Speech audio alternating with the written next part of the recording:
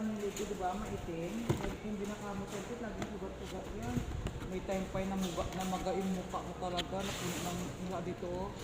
Nagpantal-pantal ng pula hanggang namaga. Hindi lang talaga yung titresin. Ano hindi mo? Yung ano may pa-allergy rin niya, mas malakas, yung mas mangal. Oo. Matindi siguro yung pagka, ano nga, baka may nakain ako mga grabe ka, ano yung allergy.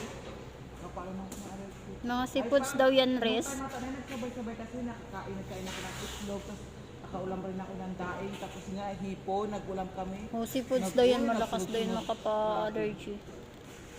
Grabe mo, magato ng mukha ko, tapos pulang-pula, tapos mainit. Mainit yung hawak ng mukha ko, mainit.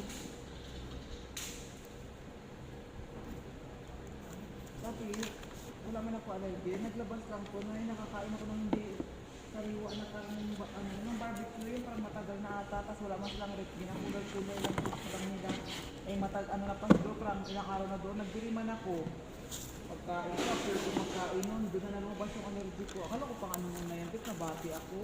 Pinaalbulang pa ako. Noon kasi grabing namantal yung leeg ko, yung mukha ko nagmaga. Yung mukha ko yan, pinalok-palok pa yun ng buhok. Oo. Wala talaga ito. Kasi allergy lang. Oo, pinalbulang mukha ko. Wala talaga. Ano yan, isang tao dito sa postin, amigo. Pasama mo dyan sa ano, kalibaw.